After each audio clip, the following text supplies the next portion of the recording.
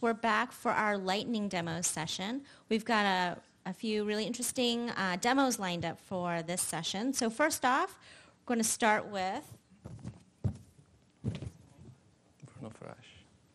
Bruno from Alloy UI, who's going to demo his 3D library. That's right. Thank you, Jenny.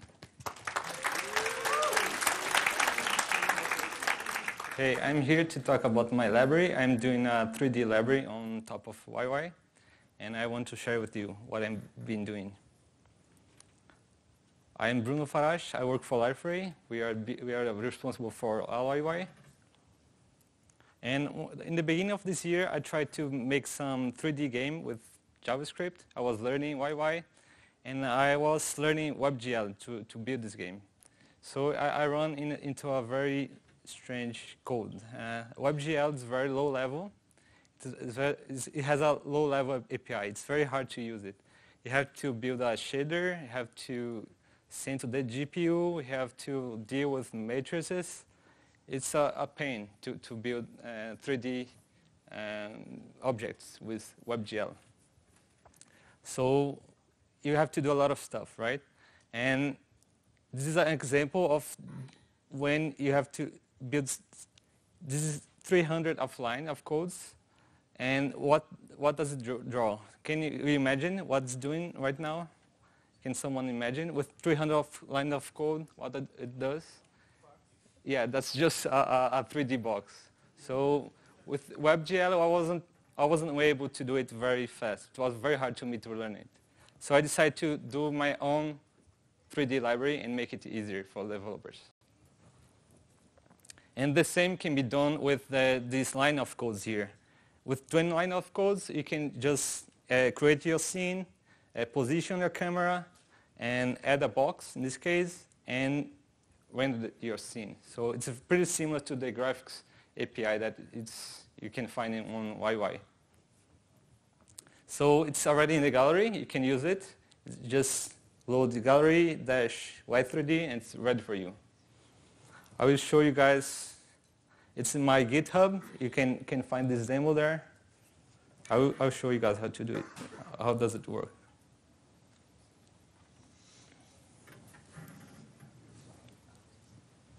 So here, let me see. Can you see it? You can see it. So, where's my mouse? Should I go this? Can you see my mouse? Yeah. So with this, we can rotate your objects. You can position them. You can choose their colors. And I built this editor so you can see on the left how the object's rendered. And on the right, you can see the code that does it. So here, let me show you here. Here, create this scene. Let me zoom a little bit. Can you see it? So for example, if I want to change the color of the box, how can I do it? I just come here and set it to red, for example. I can run it, and it's there. Should be red there. So you can do a lot of stuff like rotation or your objects, and a lot of objects are available for you. You have spheres, you have planes, triangles, and a lot of objects are available for you. With this library, you can also do animations, and you can apply textures to your objects. So in this case, I'm applying a moon here. You can also move your camera around the scene. I like to go through this moon here. It's very cool. I can see the other side of the moon. It's like this dark side. So you just pass the image URL here, and you can render a texture on it. With my library, you can also load objects that you create with 3D tools like Blender. In this case, I'm rendering a teapot here. You can load the file, here. That's a teapot. How can I go? Yeah, you can see it, right? Just here on the bottom. You can load the object file, and it's going to render for you the object. So you can load much more than only basic shapes with it. What else we have? You can also do interactions. So with 3D, it's very hard to detect a collision or a mouse pointer on the object. So with the library, there's a plugin that I wrote, a picker plugin. You can plug it to your scene, and once you plug it, you can detect where your mouse is clicking. So if I click here, I'm going to change the color of my object. And so you have to send an array and see if it intersects with your object and display it. And it's available on Y3D library with the gallery. So you can use it today with the YY gallery, right? So that's it for me. I just want to share with you what I'm doing. Next up, we've got Daniel from Zillow, who will be talking about his product that helps you stub your way towards unit test bliss. Hello. First of all, it's not my product. It's Cnon.js. You may have heard of it. It's a stubbing framework. It provides spies, mocks, and the coolest thing of all, stubbing with stubs. So, first of all, if you're not using Chai, Mocha, Istanbul, or Cnon, you should really think about it. These are tools that work in both Node and on the browser, and I like them a lot. They make me happy. So, onward to Cnon.stub. There's a whole lot more in Cnon than just this, but this is actually the most cool because it lets you do things like deal with the async versus sync problem. And this is a problem in the context of unit tests because most APIs in Node provide a sync or an async version. The async version is, depending on who you talk to, the best way to do something. It shares resources, it's often faster, but it yields asynchronously. And your tests really should be as synchronous as possible, as fast as possible, at least your unit tests, because you're running them all the time. You don't want to wait for them. And you don't want weird things to happen. So this is an example of what, with some stuff at the top that, sorry?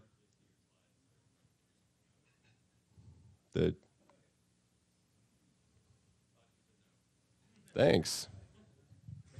I'm mirroring and everything.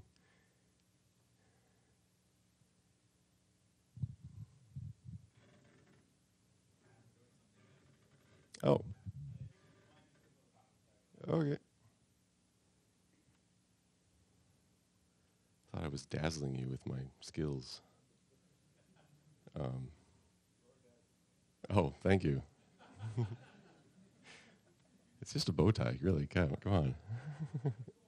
Yeah, and a vest, yes, and a name tag that's dangling everywhere. It's hiding.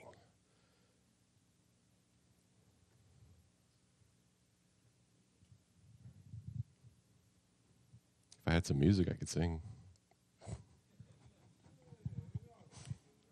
Right? Yeah.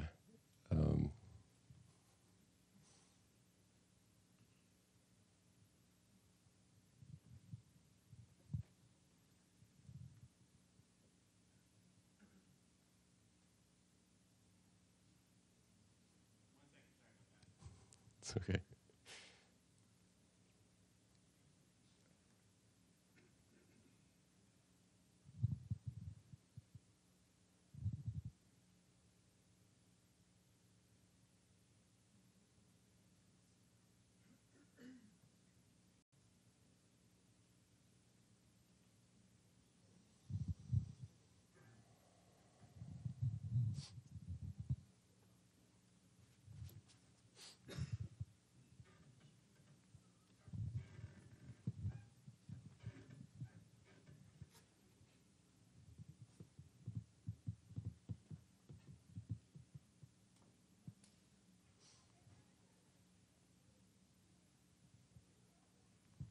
something blinked. It's blinking again. Hey. Cool. So in my defensive fury, I made these 3x4, and now they're 16x10. Yay. So this is my talk. Stubbing with Sinon.js, or in the proper French pronunciation, as I've been made aware, Sinon, which is really hard to say, Sinon.js. But it means otherwise, which makes sense because it stubs, spies, and mocks. Not going to talk about mocks or spies, just going to talk about stubs because they're cool. And preface by saying this is the toolkit I use in the examples, Chai, assertions library, Mocha, test runner with the BDD style, Istanbul for code coverage, which I'm not even going to show, but you really should be using it, seriously. And Sino, which is, these are all Node modules. They all work coincidentally in the browser. And so while I will be showing Node examples, they also would work in theory, except for the Node system calls in the browser. So Sino.stub, it's a pretty simple API. You can call it by itself. You can pass stuff to it. But it turns out the coolest thing about stub is that it basically overrides a method that you, or provides a thing. Most useful for stub, I found, is to take the asynchronicity out of my tests. Like I said before, there are often in Node APIs two versions, the async and the sync. The best practice, the one you recommended, the one that Isaac tells you to use, is the async API, which is great because it's fast, it shares resources, blah, blah, blah. Problem being that when it comes down to the tests that you write, you've got this magical read foo method that behind the scenes is using fs.read file with the callback, et cetera, reads a file that ultimately has the scintillating value of foo for its text. But like I said, go back, rewind. Here, if you run this, this will fail. Now, I am intentionally not providing the done argument to the tests because I am an evil person like that. But I want to demonstrate without using done by simply adding Sinon.stub fsRead file, and you can call then the yield method. Anytime anybody ever calls fsRead file anywhere, because Node shares the requires through the all, and that's why at the very top, you're requiring fs first before your library code, your stub will always return null and foo. So that callback function that did the result should equal foo will actually work. The important part with stubs is that you, if you're stubbing like shared code, like library code, you always need to restore it. Just do it. You can put that in like a before each or after each, just set up a teardown. It's pretty cool. It becomes second nature after a while. But one of the cooler things about Sinon with the stubs is you can basically test the untestable. And what I mean by untestable is things that would break your tests if you let them run, such as process.exit. Now, if you call that, like if your library has a close method, for example, and your parameter 1 is the exit code, which is an error in Bash, of all things, which is weird. But yeah, that would actually, your tests would not complete because you just called process.exit and whoops, you're failing. If you stub process.exit, however, you can assert that it was called with 1, and then should be okay. It's just the weird reverse syntax of should to demarcate that, yes, it was truthy, which is true. And then you restore process.exit before your test exits, and you're all good. So yeah, testing your code, not the library. Testing your code, not Node. Your Node has zillions of tests. Same reason that you would use this in a YUI test. YUI has hundreds of thousands of tests run every time. You don't need to test the fact that, say, Y.1 actually does what it says in the tin. You don't need to test that Y.io does what it says it does. But you need to assert for your code that certain conditions happen, and Sinon stubbing and other things that it can do is by far the most handy way to do it. Also, the slightly dogmatic test the unit, not the integration. When you're talking about unit tests, you really shouldn't be testing things that are outside of the scope of the unit you're testing, the method, the function, the case, whatever. And Xenon makes it trivially easy and expressive to do this. I recommend you go to the docs because there's so much more, and I did not cover even half of it. So that's basically it. Thanks.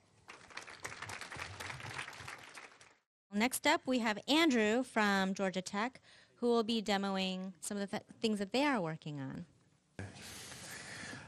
So, my name's Andy Dejensky, and I work at Georgia Tech, and I lead a group there that specifically works on manufacturing software. So it's maybe a little different than what you see some of the other presenters showing. Been there for a little while. I also have a software company in which we take the technology that's been developed at Georgia Tech and then roll it out into the industry. Couple of brag sheets about Georgia Tech. Concentration areas of various places in which we do work are machine communication, recipe generation, monitoring of lines, ERP systems, et cetera, et cetera. And over the past few years, we've been very fortunate. We've had a number of companies that we've done work for, so we feel very fortunate there.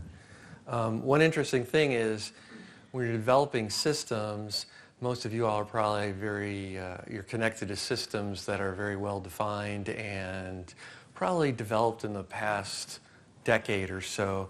But when we go on the factory floor, we often see things like this.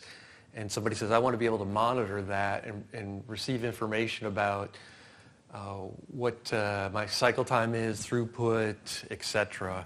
So a big challenge of ours is connecting to systems that aren't obvious. And so that's what we spend a lot of our time on. The other thing we do is try to present information in ways that's appropriate. You could probably call this like YUI, alpha 0.1. What a lot of vendors do is they use things like whiteboards versus factory information systems in order to determine what they're doing. I've been a big advocate that I think we should try to harness some of the software brains in the United States and apply it to manufacturing, and I think it would do very well for the industry.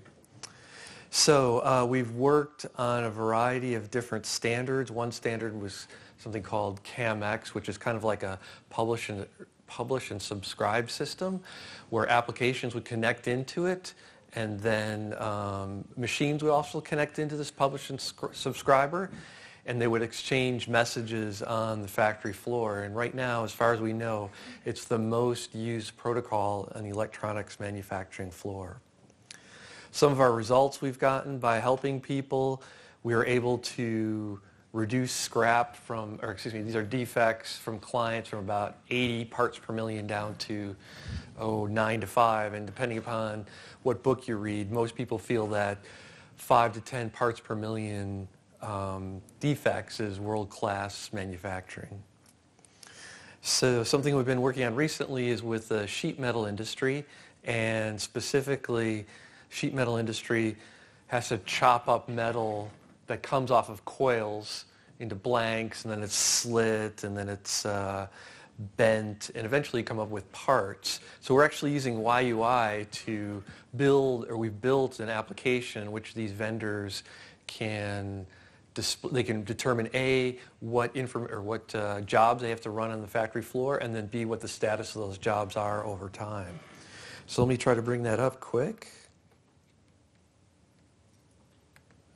So here's the application, and you log in as typical, and then we have this self-modifying menu that, depending upon the individual that's using it, they get to see more or less information associated with their menu. An example of, say I wanted to know what's going on for trim form jobs, I would search under color, part width, part length, etc. Probably you guys that have worked with YUI recognize these different widgets here, and then I search on a particular type of job. See if this comes up. The connection's been a little bit slow, but normally you would see all the jobs that are available for today. Or you may look at the parts that are currently being worked on. You can search on search on bundle, part number, work order, etc. Here's all the different parts that are being worked on for the day. Then we have different charts and graphs that we display the information about, throughput, etc. And so this was all written in YUI2, and if we look at the JavaScript, it's pretty ugly because, we didn't have modules, so we tried to build classes in order to modulize it, and, it just gets very, very long. Not something that we're very pleased with, but we're planning to move to YUI3 so we can specifically take advantage of the module feature. More maintainable, testable, etc. So that's the manufacturing application. We've also worked on a few other applications in which we use YUI. One is kind of interesting. This is a landfill monitoring system where there's various pumps on the landfill, and they pump effluent out of the landfill so that the material that's under the ground can rot faster and methane can be produced. Well, the challenge is those pumps can stop working, and nobody knows because landfills can be 100 acres in size. So this is kind of a dashboard of pumps that are working on a landfill, and then if I want to know what's going on for a particular pump, I click on this, and it will give me information about, say, the volume that pump, there's a volume over here, the volume that pump has pumped over time, and this horizontal line here indicates that the pump wasn't pumping any fluid, so that's a bad thing. Also have the battery voltage of the pump. It's charged using a cell collector, and if it goes below 11 volts, that's bad. So we keep track of that. This is temperature, and then here's a table of all the information that the pump sends in. The pump actually sends the information in using HTTP and XML over the cell network, just using a little Arduino type board. And then there's a third project. We actually have all kinds of different projects, but I know time is tight, so I won't go there. This is an application to determine or to provide information about all the different pieces of equipment that are on the tech campus. My joke about Georgia Tech is there's one of everything there, just a matter of finding it, probably in your life too. Georgia Tech has lots of equipment, lots of people, lots of things, and this application allows people to search for a piece of equipment. Someone in the building next door might have an atomic force microscope that you may need to use, and you don't have any way of knowing it. So we can search things like custodian. Say if we want to look up equipment by person, we can type in someone's name, click on it, and then do a search. Comes over the table, which is real fancy. And then if we want to know more about that particular piece of equipment, I just click on this link here, and it pulls up the information associated with that piece of equipment. And if I want to schedule it, I click on schedule here, and it sends an email to that person, etc. We're connecting the scheduling program with something that was written at Stanford a few years ago. So eventually you'll be able to go online and schedule your piece of equipment right away. And then we can also edit the parameters associated with each piece of equipment. It's interesting, we didn't really know how many pieces of equipment were on campus until we started doing this, and we found that there were 72,000 entities.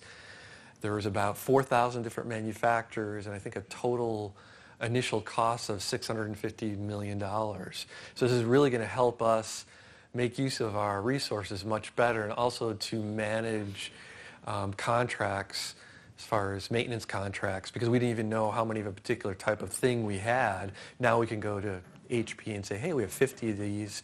We'd like a global contract, support contract. So these are a few of the things that we're doing with YUI. I hope you find them interesting. And if you're in Atlanta, please give me a call, and happy to show you around. So thank you very much. Next up, we have Carlos, who's going to demo a spec authoring tool. Well, hello, good afternoon. My name is Carlos Vadillo. I work for Wells Fargo. And one of the things that has been happening at the bank where we work is that there has been an initiative for about 18 months now to redo all our UI. One of the problems that we have with the redoing the UI is that we have to concentrate all the information, all the design issues that we are creating, all the design assets in a single place. So developers, as Manuel in the other conference said, we have about 80, 85 different applications, and in each of those applications has 20, 25 programmers working for that. So we want a single place where those programmers can go and look at the assets, look at the what specs, what to do, how to do it. So we have what we call now the standard central database. And about 7 months, my boss came to me and showed me this page here, as you can see, and say, well, this is pretty much what it will look like a spec sheet. And basically, as you can see, it has some text, some visual sample, a list of features, whether it has or not responsive design, et cetera, et cetera. One of the problems is that we had 3 dimensions here of information. One is the spec itself. So what it is, what are we talking about? Are we talking about a button? Are we talking about a balloon? Are we talking about a calendar?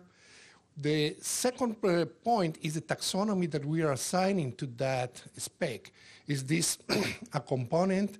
Where it belongs to a page? Where it belongs to a pattern? We have the distinction in our design process of application, page, pattern, flow, and component. So that's our taxonomy. And the third layer of information that we have to deal with is the metadata that we need to save in order to display this information properly. And given that we are building this from scratch, well, I created this authoring tool. Here I can show you the spec for a calendar widget. And as you can see, we have a picture, we have a list of features, when to use it, and more detailed specifications. On the right-hand side, it's not complete now, but it will have additional information like details, who was the developer, who was the designer, whether it requires animation notes, etc. So the problem is that there is not really one single template that fits all. So we had to create a system that was flexible enough to allow us to tailor it to the specific needs of any particular specification, but at the same time didn't require that much effort from the person that was inputting the data. So this is what I came from. And this is an authoring tool. As you can see here, I lay out all the information that we are going to be enter. This is the template that the person that is going to be entering the data will use. They will type all this data, get the information about the pictures. For instance, we have a thumbnail editor, so you can create a thumbnail for the visual layer, etc. Now, one of the things is that this has to go to a database because we want to make queries about this information. How many applications use this widget? How many widgets use this application? Who was the designer of all these widgets? That kind of cross-reference that is very important in this kind of environment. So let me show you a little bit of the code. I don't have a lot. I mean, I have a lot of code, but I don't want to show it all of you. It will be hundreds and hundreds of. Basically, this is the piece of code that renders the information on the authoring tool. And one of the things that I decided at the very early in the creation of this process is to use a JSON structure to save all the information. That way I can save in the same place the data and the metadata. And this is a UI tree application. As you can see here, let me go all the way up. It's a module. I always put my headers for JS-Lint. I never run my program without JS-Lint before.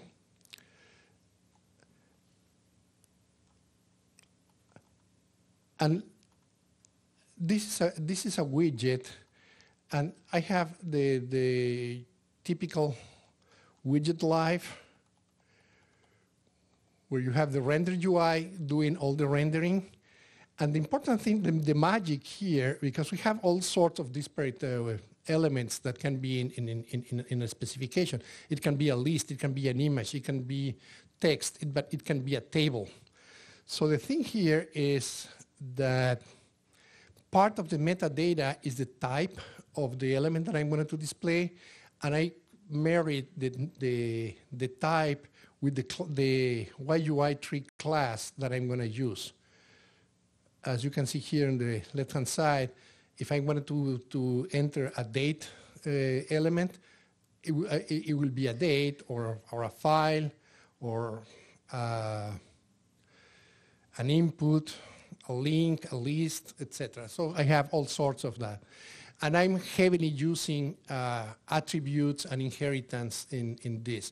One of the things, for instance, is to get all the data. I want to have one single method, get data.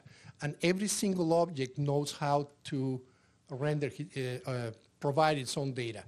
So that's basically it. It's a very, very good exercise in using inheritance and attributes from YUI tree.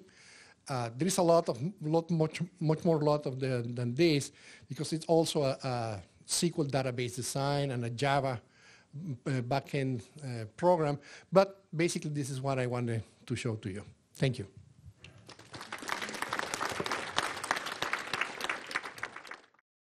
Next up, we have Michael Matuzak and friends. All of you? Okay. Tron, Lawrence, and Mike are going to demo the newly launched Yahoo Screen. Hi, everyone. So this is Tron, this is Lawrence, I'm Mike. Just to kind of, while they're setting up, to kind of give you some background information on the project. Over the summer, we took the old Yahoo Screen app and rewrote it completely from scratch with some of the stuff that you saw either earlier today or yesterday. The Express modules and stuff that Yahoo has been open sourcing, like Express State, Express YUI, all the Modown stuff. And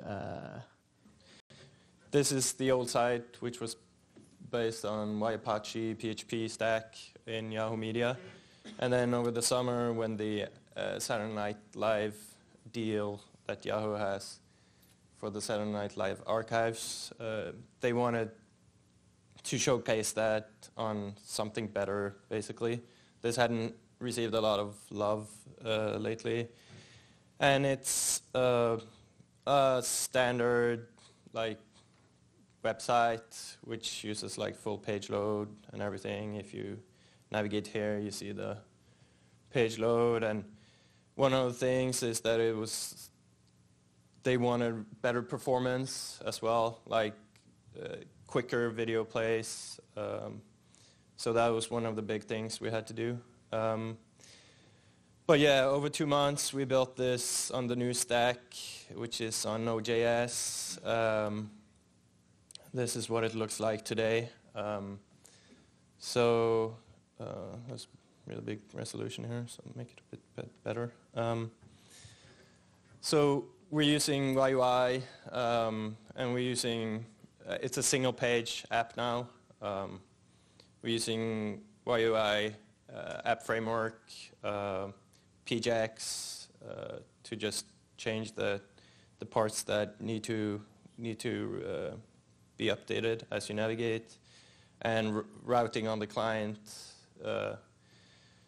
We also use models and model list, and we use Dust to use the same template on the server and in the client when we render new stuff. So As you can see, if I move here, as long as the network is good, like if I click like movie trailers, for instance, so the URL update, and you see that something's changing, hopefully. Okay, let me just reload the whole page to start off. Oh, sorry. That might be why. I was in the old bucket, back bucket, so now if I try to go to some other page here, you see only the stage area up here changed, which has the movie trailers. So everything's organized into channels, and this is like the movie trailer channel where you can see different movie trailers. You see that the videos change pretty fast and start playing. So we're doing some interesting stuff there with like prefetching some of the video metadata and ads metadata on the server side, which previously was happening on the client in the video player. But we moved that to server side to make it faster, and we're also like doing an early first byte flush, which includes the player and the assets, so that can start downloading. So what else? There's like a lot of good content here. If you guys haven't been there, you definitely should. Like the entire Saturday Night Live archive is here, so if you like to want to see the Bassomatic like ad, stuff like that, there's tons of good stuff. Comedy Central, and there's where you have like South Park and Daily Show and everything. So other things that we use, I don't know if those that saw the talk about Mowdown, we're using like Express State, and we expose data from like the state that was on the server. We expose that in the client to build models and model list and everything. So if you view the source, you can see that there's a fair amount of like JavaScript objects outputted. That we use that when you change the channel to just render it quickly and everything. Anything you guys want to add? Yeah, that's basically it. So like the rest of Yahoo, video group is like hiring. So if anyone wants to work with Node and do cool stuff, there's a lot of features, of course, on backlog here. Currently, we're like the three of us work on the screen web, but there's also the player team, and there's also video team across the network, and of course backend, and a lot of cool stuff to do. So just like talk to us if you want to do awesome stuff, and also watch Saturday Night Live clips, and just say you're QAing. So that's okay. Next up, we have Clarence, who's going to demo something he has on Codecademy. Excellent. All right, so actually, I'll just give a quick introduction while we're at it. So basically what happened yesterday, for those of you who weren't here for the town hall. So basically, one of the discussions during the town hall was the idea that YUI might not always have the best documentation, and we don't really have any good tutorials on where to get started, for instance, or particular tracks. And what I wanted to do was I wanted to solve that immediately. So what I did was last night I made a quick YUI Codecademy track for people that are new to YUI and even maybe new to JavaScript in general. So the background for this is that it's a small course for people that might only have HTML and CSS experience. So yeah, the idea behind this is that we have it's a short course for people to basically learn YUI in a really simple way. And like I said before, all they really need to have is some HTML and CSS experience. And so the idea behind this course is that it's very results oriented. So people have a small introduction to what they've previously done with CSS, what they've done with HTML. And the idea is that there's instructions on the side that tell them exactly what to do. So if they're just familiar with HTML and CSS, it might be like amazing for them to be able to see like, whoa, I'm hovering over this thing and it's changing and oh my God, it just faded. So yeah, so that's like a small like introduction to what you would be able to do with it. But the best part about it is what comes after. So the next lesson is a really simple thing. So for people that are completely new to YUI, maybe even using like the selectors is something that's really hard to do. So as someone who's really bad at JavaScript, for instance, like they would be able to like learn about the DOM this way.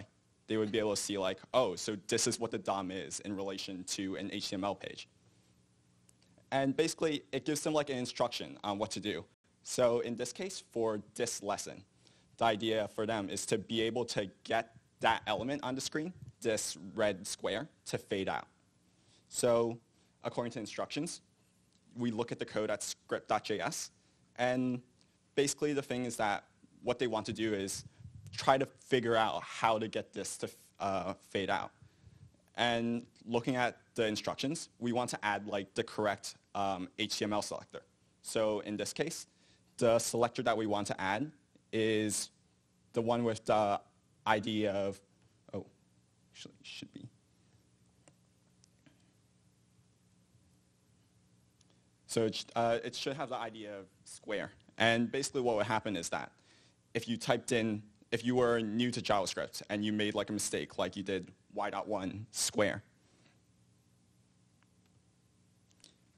it would tell you to try again. And it will also give you like a contextualized hint in that way. It tells you that if you're using a CSS selector, you would need to put the hash symbol in front of square in order to get it to work. So once we actually do that, on the screen we can immediately see it fading out. And what we do, once we submit it, it's done. And we get like a notification saying that we solved this problem, we solved this lesson. And we can do the same thing with even more. We can make like harder lessons. We can keep going on in like in a more like progressive pattern, like doing the work that Andrew wanted to do. And I want to integrate this with some of the work that Andrew is planning on making tracks for YUI. So this could be part of the track for people that are completely new to web development in general. So for this one's, it gives you even more context. It builds on top of the last one. It says that now instead of just selecting one element, we want to select multiple elements. So with that, it tells you that we should use y.all, and we use it in the exact same way we use y.1. And the idea is that we also have like class selectors too. If people are confused, they can try to get a hint, which will give them more information about what they need to do. So and inside script.js, now all we do is we have like the idea from the last lesson, so we can just solve this like a lot faster. So with this, the class that we want to put in is button. So putting in button, and those faded out. And yeah, that's it. That's the small course that we have for now. So this is something that I want to turn into like a more like a community project. It's something that I want like other people to help me build. And because we're all at like different levels of like YUI experience. And it might be useful that if you're just moving on to an intermediate level of YUI from like being a beginner, what you can do is you can start helping people that are beginners since you have like the most experience at that level. So yeah, I'm looking for people to help me like collaborate with on this project. So if you want to be a collaborator, just tweet at me or just email me directly. And yeah, thank you. Next up, we have Phil, who's going to be demoing some of the stuff they've been working on at Flickr. My name is Phil Dokas. I am a front-end engineer at Flickr. And I just wanted to kind of, I guess, 3 for 3 for Yahoo presentations in a row. But I wanted to go over what we've been doing at Flickr, because we have been using actually quite a bit of the stuff that you all saw yesterday. And much like the screen guys just showed you, we're using a lot of similar stuff. So actually, as it turns out, about a year ago, I think a year ago next month, we were like, hey, what if we were building Flickr from the ground up today? Would we use all this, PHP stack we use currently? Would we do it the same way? And we were like, no way, absolutely not. So we were like, hey, maybe we should explore that and see what it's like. So we started over. That's the photo page a year ago. And it was like, well, boy, there's a lot to do. There's a whole lot of things to build. So we kind of got going, kind of coming along, starting to see a little family resemblance. There's some of the front-end team. And, we kept building more and more things. And we decided that the way that we wanted to build this all out was we wanted to build it on top of Node. We wanted to do a whole, get as much of it into the client side as possible to get, all the benefits of all the great stuff we know about, just lightning fast JS performance, be a good API consumer, and all that sort of stuff. So, we kept going, and we made a lot of headway, and we get to these, nice photo pages, and then we're like, okay, we got so far, let's start over again. So we did, and we took a lot of the lessons we learned, and we talked a lot with the YUI team. And the things that Charity was showing off yesterday in terms of the Express components, Express State, Express View, annotations, map, we decided, hey, we've done some of this, and it's really hard work. What if, we got some help and have these really smart folks work on all these things, and then we can use them, and it's much better for us. So we did. And we started over, and we actually, started coming along and starting to look a little more like what you may have seen. We actually, did all that. So let's go look at one of these in real life. Hopefully the Wi-Fi is good. So this is shipping. This is what's live. If you look up here in the corner, it's Flickr.com. This is production. So this is where we're at today. So what you see is, we have a nice server rendered page. I'll reload this. Server rendered. Nice and speedy, although the sidebar is taking its sweet time. Do that one more time. There we go. So then you can navigate inside the browser window. And this is all client side now. And actually, in the last week, we actually got some nice performance benefits in. What we found was we were like, okay, that's about 300 milliseconds to do page-to-page in the client. So that's good, but let's get that faster. So we got it down to about 150. And then actually, on Monday, we shipped a nice upgrade that actually gets it to about 40 milliseconds. And that's retina quality images there. And, it feels really good. So I recommend, by the way, you have to be signed in to do this. If you're on the old photo page, there will be a button down here in the lower left corner that says opt in. So, and then you can see this. And by the way, we have a lot of features to come. We're super, super, super in active feature development right now. So there's, you see these grayed out menu items.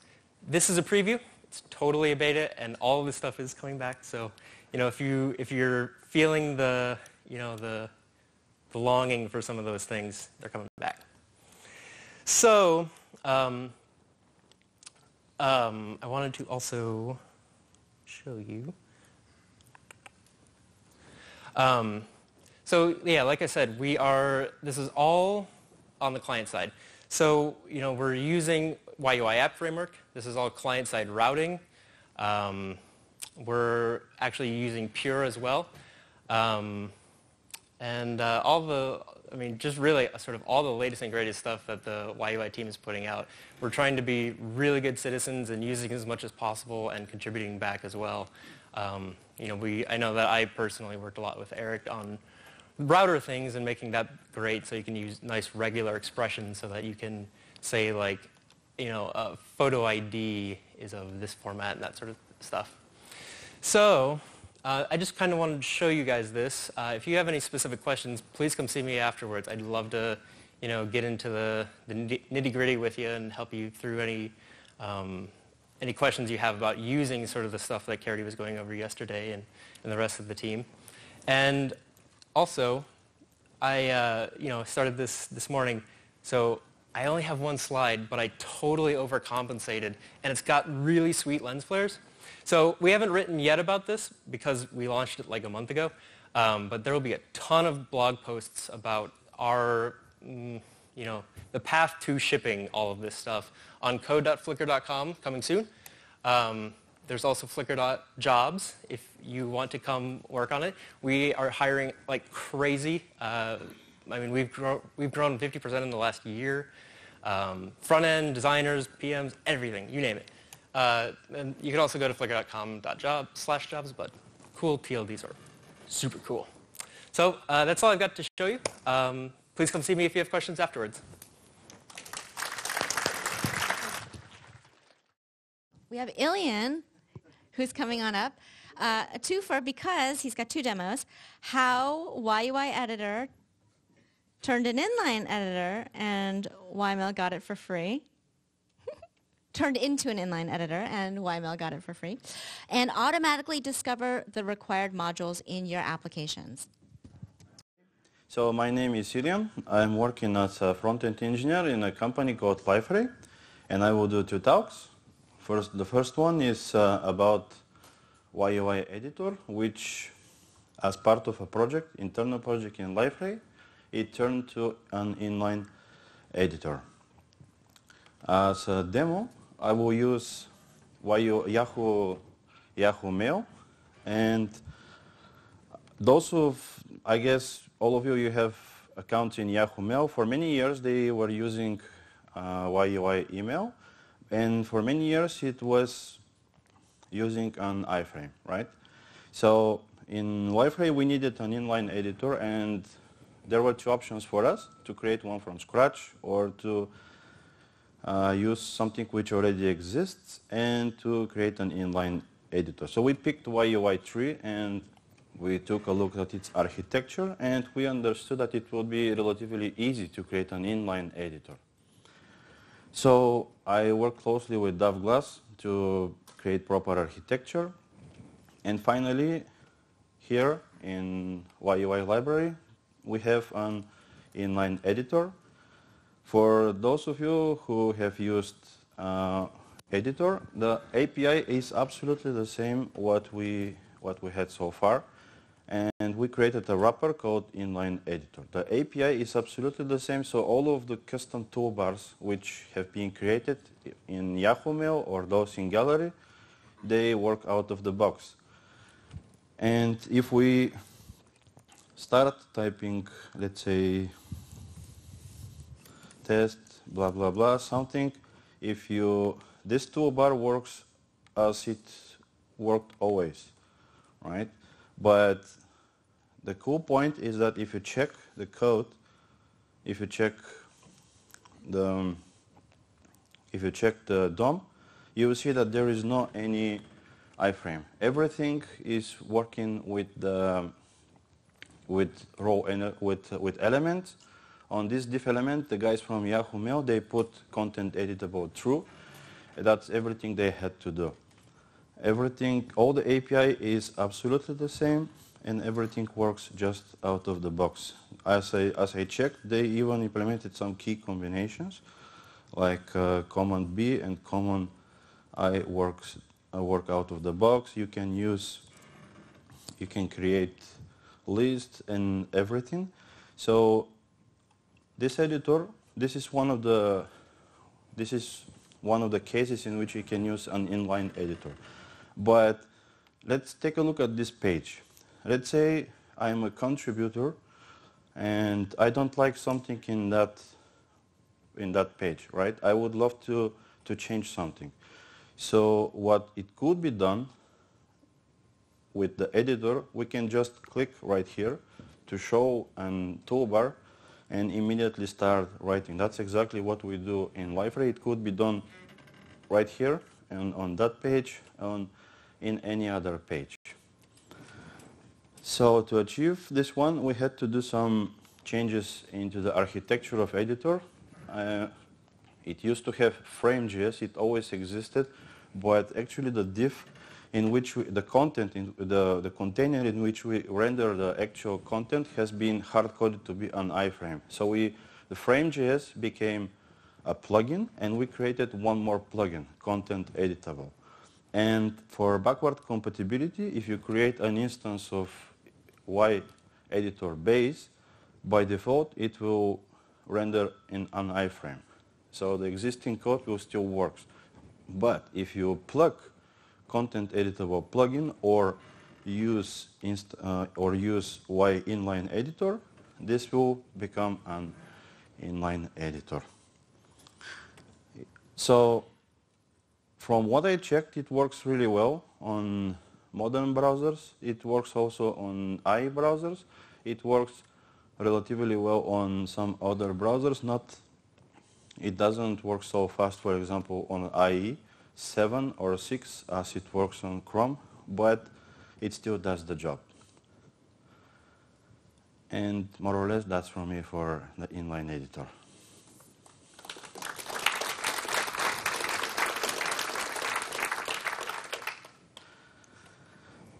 And the next lightning talk, I would like to present you a model, a project, small project, which I created for me, but I would love to share with all of you. It's called YUI Models Explorer. So those of you who have worked with YUI for many years, from months to years, they probably created their own models, right?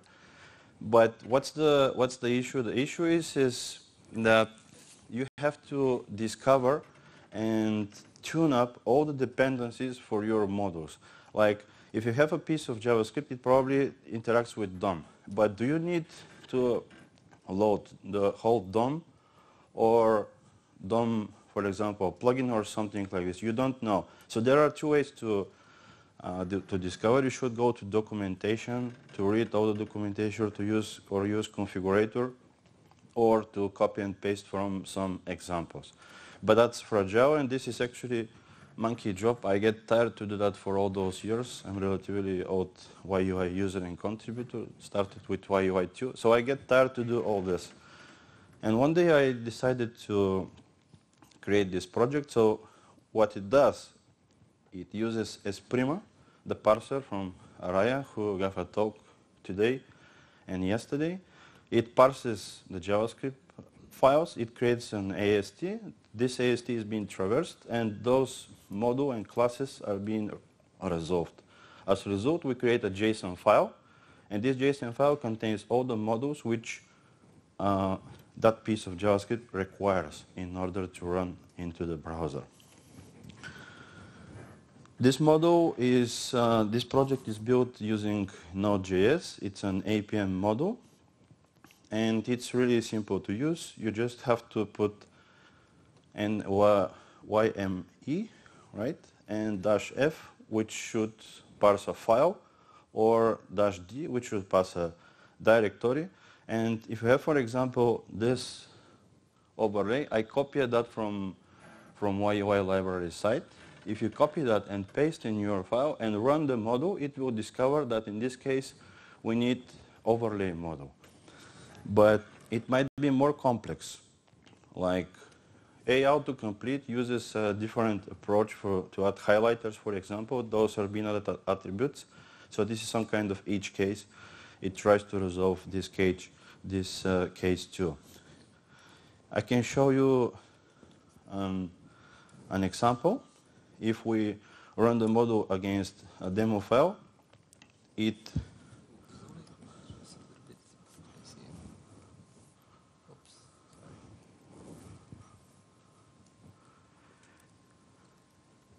if you run against this demo file, for example, it will prepare the JSON file, which is built using YUI doc, and it will say, we will create an opening stream, we will parse files, in this case only one. We successfully parsed one file, and the final result will be right here, which means that in this case, we have one class. We have one class, in this case called overlay, and the required model is just overlay. But if I go ahead and, let's say, copy again from YUI library a different piece of code, let's say this one, and paste it right here, go back and run the file,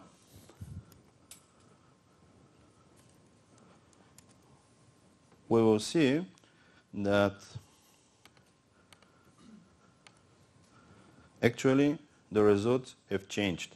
Now, the YUI Modules Explorer discovered that we use plugin button class, and it changed the structure. It used the required modules are now overlay and button plugin. So as developers, you can copy directly this requires and put it in your dependencies, and it will work out of the box.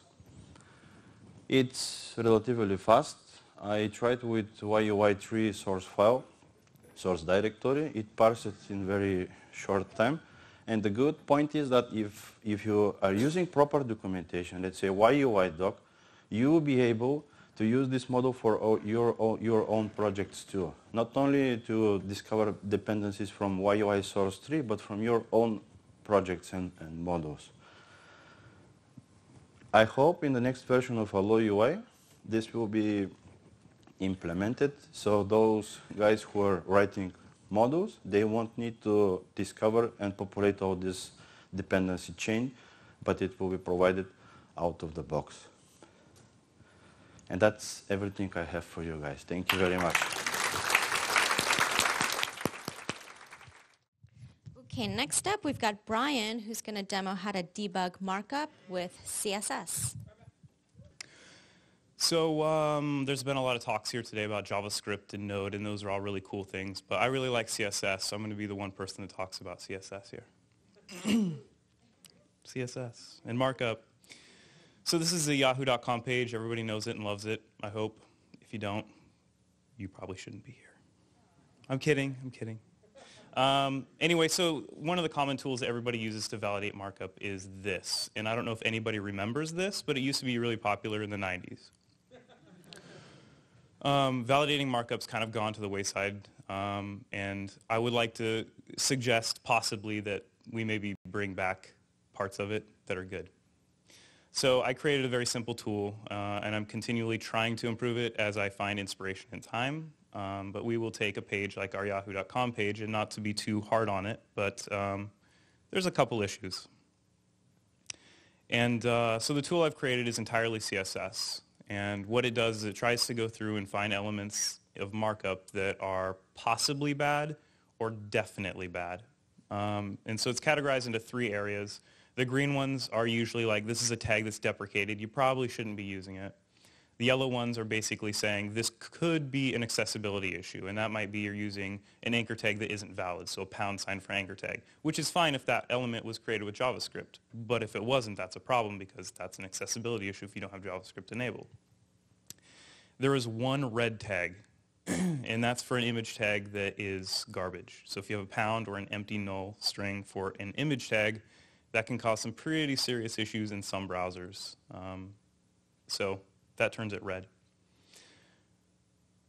Mark Kawakami, sitting over here, contributed one little thing here, which is a little sugar function, where if you are looking at an image that's partially transparent, you can run this exact same bookmarklet on an image, and if it's the only child of the body tag, or the only element in the HTML that you're looking at, then it populates it with this kind of outline, so you can see exactly where this transparency ends. So if you have a sprite that has a lot of transparencies, you can kind of take a quick look at it and see exactly how things are laid out without the white on white difficulty of reading. So here you can see a lot of icons that are white that would just show up as empty if you looked at the image without the bookmarklet. So here, I guess with Firefox it's gray, but you get the idea. So this was open sourced a while ago. It was the very first CSS open source project Yahoo has ever done. In fact, the person that I talked to in order to open source it suggested to me, I don't even know how we do this, because you can already read the source if it's on a web page. But it's out there, and for some reason it got kind of popular for a short while. We had a lot of people helping out. There was actually a couple contributors from the community. One person translated it into Chinese, which was kind of pretty cool. And so you can go through here. It's extremely, extremely simple. In fact, it's probably the shortest open source project Yahoo has ever created. At 447 lines, it's very simple. But within these lines are some pretty complicated rules, and those came from a lot of people, both within Yahoo and a few people from outside. So it does some pretty interesting things with some fairly complex CSS3 selectors. And one of the implications for this, though, is that we're talking about this using as a kind of tool to check for code quality. So I can have a page that I've created and run this kind of bookmarklet and see the outlines, and that's cool. I don't know if you've heard, but Yahoo Sports is hiring quite a lot. So for me, if I'm screening a bazillion resumes per day and each person has a link to their personal page, I can just run this bookmarklet and be like, okay, you got some things that are possibly bad, but maybe not necessarily, so it gives me a point kind of to jump off and to look where there's possible issues. So it helps me kind of analyze other people's sites, our own properties. But one thing, let's get back into the popular topic of this week, is Node. This is in Arrow. And Arrow is our kind of testing framework that we have that we use. It's open source, but we use it within Yahoo. And so I've created these same selectors because you can use CSS now on the server side through Node, through the standard CSS selector classes. And here, most of the important ones go through and kind of check for possible issues. And so we can run this as a simple smoke test. These don't result in any errors because, maybe it's an error, maybe it's not. But we can run this against any page to get an idea of exactly what issues there might be. So that's it, quick and dirty. Next up, we have Luke, who will demo building client-side apps with NPM. I don't have any slides, so here's a picture to look at for just a moment until I get to some code. And full disclaimer, I've never used YUI, so I'm not talking about YUI. And I think it's great, but I've never used it. I just wanted to bring that up so people don't think I'm trying to deceive them. So there's this thing that really, really sucks on client-side development and on server-side development. And it's really still not fixed in a lot of platforms. And Node's doing a pretty good job with it. It's dependency management. So that really sucks on client-side and server-side. Has anybody ever used this Ruby package management tool called Bundler? Anybody? A couple people. So there's this thing that, I think it's Bundler. What it does is when there's this conflict with dependencies, when two dependencies have a conflict, Bundler will start rolling back to use an older version of that dependency. And this will keep happening until there's this meeting point at which both libraries can use that dependency. And that's kind of a nightmare, right? Because maybe there's functionality you want, there's bug fixes you want. So why can't every library use its own set of dependencies? That kind of makes sense, right? I mean, notwithstanding the file size. So that's what Node does through NPM right now. So you've got this Node modules directory. I can give you an example. Anybody that's ever made a Node.js application knows about this. This Node modules application where you NPM install and everything goes in there. And then some of them also have their own Node modules directory where they have their own dependencies. So for example, this IAMSave module here has its own dependencies. And these modules and Node modules can both be using the same dependency, but they could be using independent versions. So that makes it pretty easy to do this dependency mapping, which in other languages or platforms can be really difficult. And NPM kind of takes care of this automatically. It'll deduplicate, et cetera, to make it kind of clean. So that works really well for server-side applications. Makes it really easy to write applications with whatever module you want to use. You need a piece of functionality, you can install that and know that its dependencies are taken care of, et cetera. But there's also the motivation that maybe you want to try and take that model and use it on the client side. So there's some tools that do that.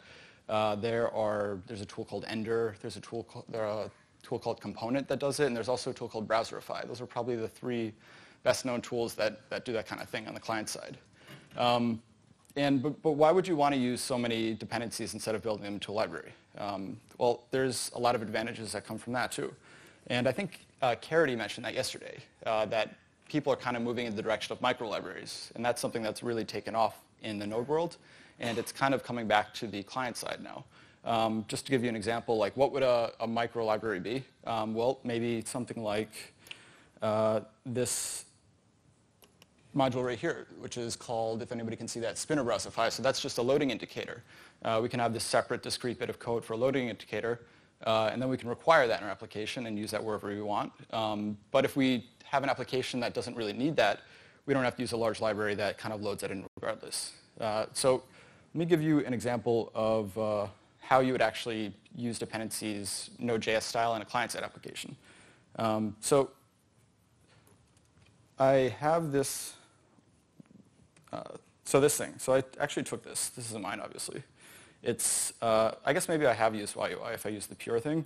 So this is from the pure CSS framework, this really cool looking photo gallery thing. And I'm just using it as an example here. So let's say we wanted to build something to upload images to this gallery that we have, right? And we need some functionality to do that. So here, this is a client-side application, but it looks just like a Node.js application. Notice we have our variables that we're requiring.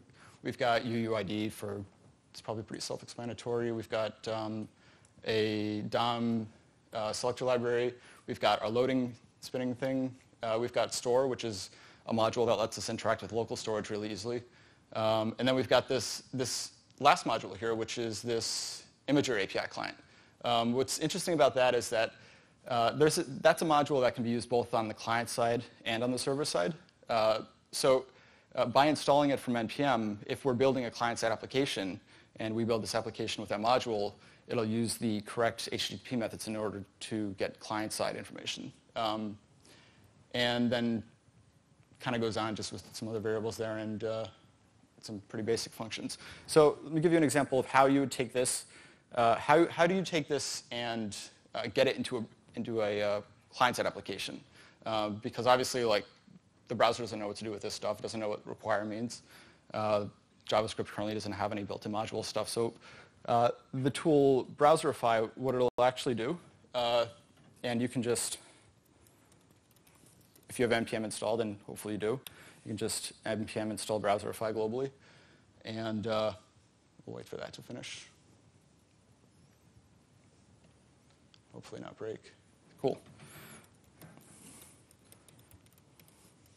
So you can call Browserify, and if you wanted to expose any of your modules to a more global space, you can do -r with the module name.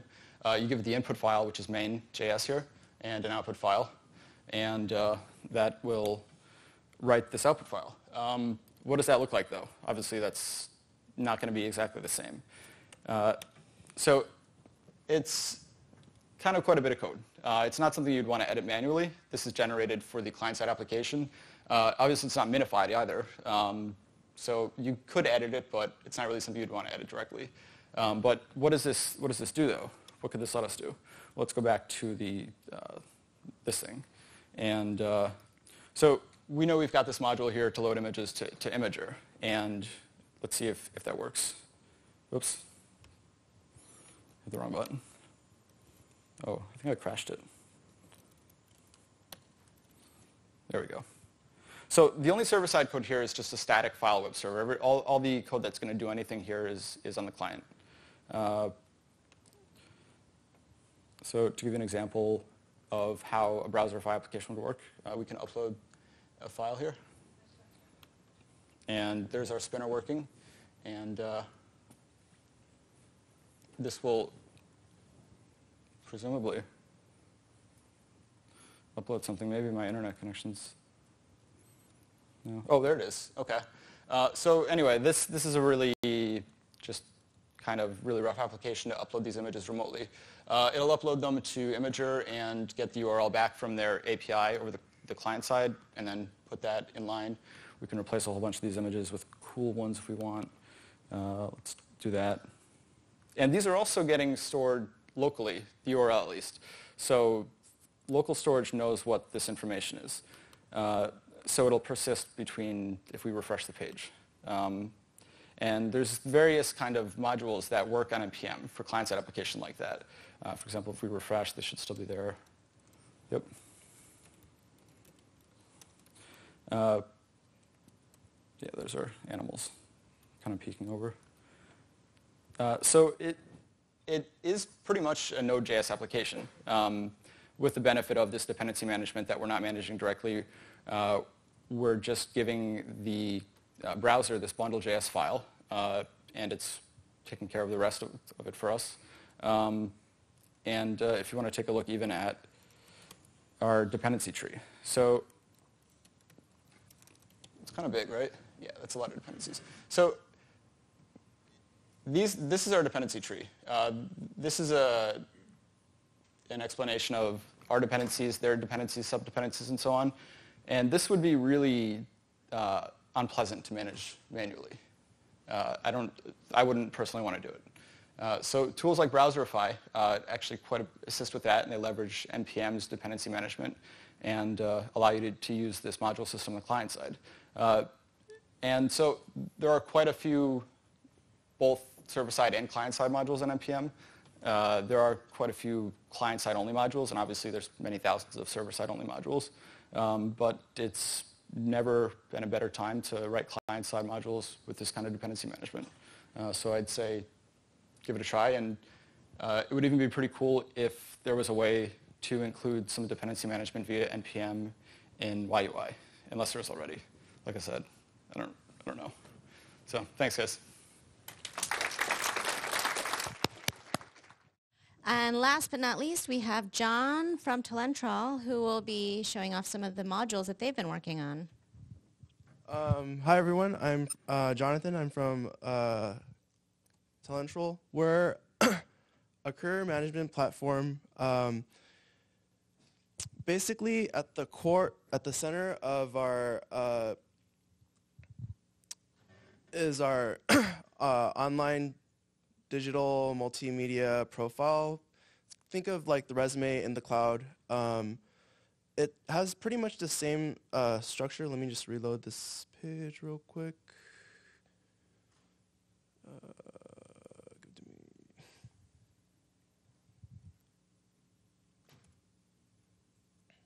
What's happening? It's still spinning.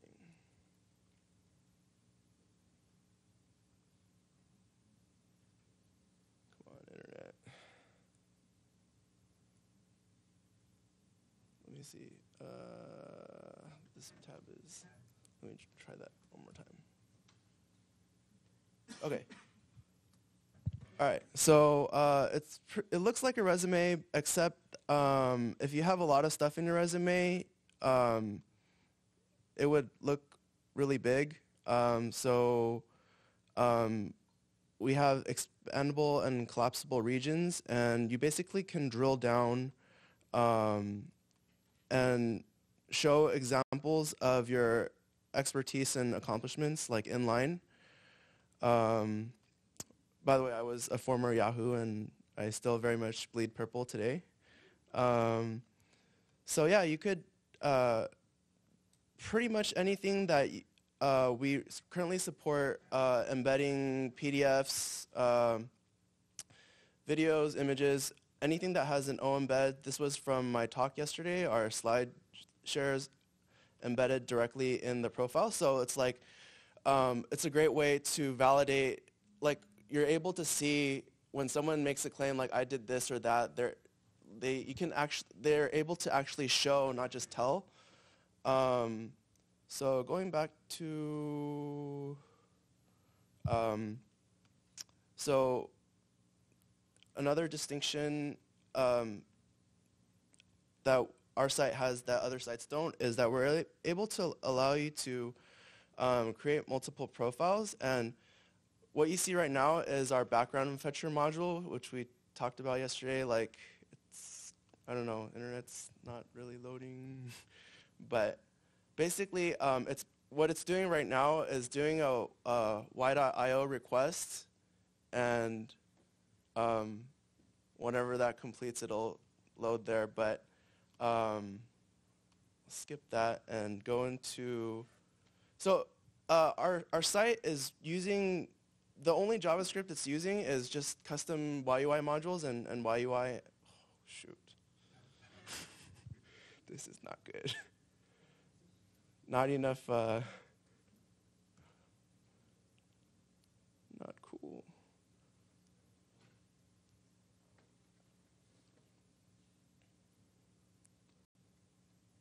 That's not good.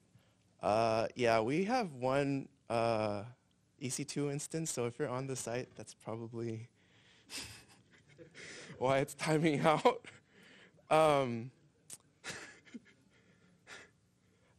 So here's a beta, like a prototype of our job seeker dashboard. Let's say you go in here and you run a previous search and you look through like, oh, okay, these companies are cool. Haha, this is not a production machine, so you can't hit it. And you're like, okay, I want to apply to this job. And you're able to apply. And it'll pull up your Talentro profile on the left. And the company's job description on the right. And in line, you're able to, when in the requirements and responsibilities sections, you're able to directly like type a response to that or drag and drop your expertise and accomplishments, anything from that you previously did, you're able to, so that it really reduces the overall decision making time in the hiring process. Similarly, from the recruiter dashboard, you're able to review applicants and like save, make notes here, and just go down this list of people. So everything here is built using YUI and custom modules that we're going to be open sourcing. Just need to clean up that code to make sure that our pull requests and whatnot don't get rejected. Lastly, that's pretty much all I had for a demo. We're not hiring. We're fundraising, but we'd love to help you hire. So if you're a hiring manager, we'd love to help create a company profile for you on our site. And especially front-end engineers have lots of things that they can show and a lot of look and feel type stuff that would look great in our embedded details and whatnot. So yeah, if you have positions to hire, I'd love to talk to you. Here's how you can contact me. Twitter handle is johnsai. Email hello@johnsai.com. Thank you.